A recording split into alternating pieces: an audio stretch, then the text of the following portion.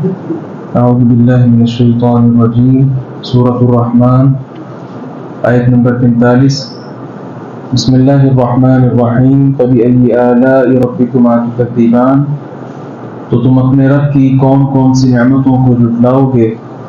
وَلِمَنْ خَافَ مَقَامَ رَبِّهِ، اور اس شخص کے لیے جو اپنے رب کے سامنے کھڑا ہونے سے ڈر گیا، جنتان، دو جنتیں ہیں، دو باغ۔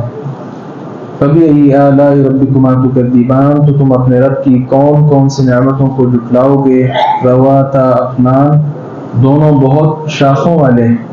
فَبِأَيِّ آلَاءِ رَبِّكُمَا تُكَذِّبَانِ، تو تم اپنے رب کی کون کون سی نعمتوں کو جھٹلاؤ گے۔ فِيهِمَا عَيْنَانِ تَجْرِيَانِ، ان دونوں میں دو چشمے ہیں جو بہہ رہے ہیں۔ فَبِأَيِّ آلَاءِ رَبِّكُمَا تُكَذِّبَانِ، تو تم اپنے رب کی کون کون سی نعمتوں کو جھٹلاؤ گے۔ فِيهِمَا مِن كُلِّ فَاكِهَةٍ زَوْجَانِ، ان دونوں میں ہر پھل کی دو قسمیں ہوں گی۔ فَبِأَيِّ آلَاءِ رَبِّكُمَا تُكَذِّبَانِ، تو تم اپنے رب کی کون کون سی نعمتوں کو جھٹلاؤ گے۔ جو شخص اللہ رب العزت کے سامنے کھڑا ہونے سے ڈر گیا، اس آیت مبارکہ کے مفسرین نے دو طرح سے معنی کیے ہیں اور دونوں ہی ٹھیک ہیں۔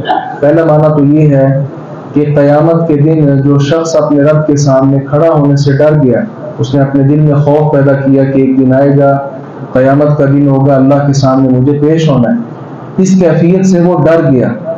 اور دوسری صورت کیا ہے کہ دنیا میں رہتے ہوئے اللہ رب العزت نے جو اس پر چیزیں مقرر کی ہیں، فلاں چیز نماز فرض ہے، روزہ فرض ہے، زکوٰۃ فرض ہے، تو ان سب چیزوں میں اللہ تبارک و تعالی انسان پر نگران ہے، تو نگران کو بھی قائم ہی کہتے ہیں۔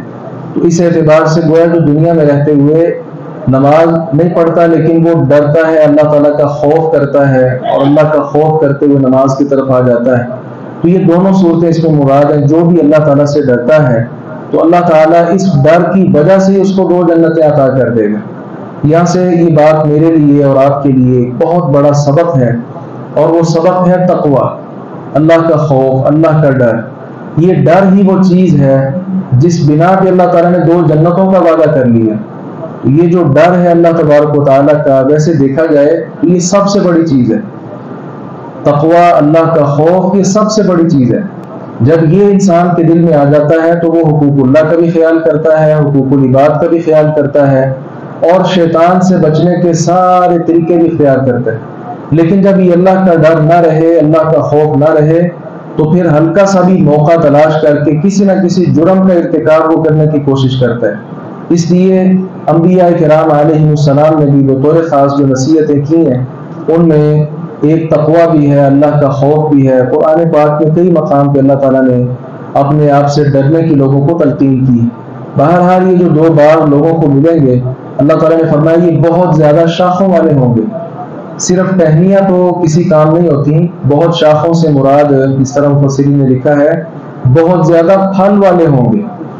اسی کے ساتھ اللہ رب العزت نے فرمایا کہ ان کے پھل دو دو قسم کے ہوں گے۔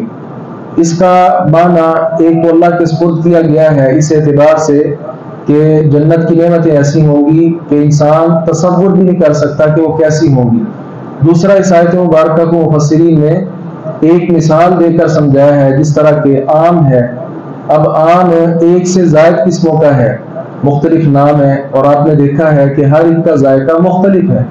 اسی طرح جنت میں جو پھل ہوں گے وہ ان کے ذائقے ایک دوسرے سے مختلف ہوں گے۔ بہرحال یہ اہل جنت کی صفات ہیں کہ اللہ تبارک و تعالیٰ سے جو شخص ڈر جاتا ہے تو اللہ تعالیٰ اس کو دو جنتیں عطا کرتا ہے، اور پھر وَمِن دُونِهِمَا جنتان سے معلوم ہوتا ہے کہ ان دو باغوں کے ساتھ اللہ تعالیٰ نے ان سے کم درجے والے دو باغ اور بھی عطا کرنے ہیں۔ یہ اللہ تعالیٰ کی طرف سے ایک بہت زبردست بشارت ہے، خوشخبری ہے ان لوگوں کے لیے جو اللہ کا خوف کرتے ہیں۔ اللہ تعالیٰ سے دعا ہے باری تعالیٰ حق بات کو سمجھنے اور اس پر عمل پیرا ہونے کی توفیق عطا فرمائے۔ وآخر دعوانا الحمد للہ رب العالمین۔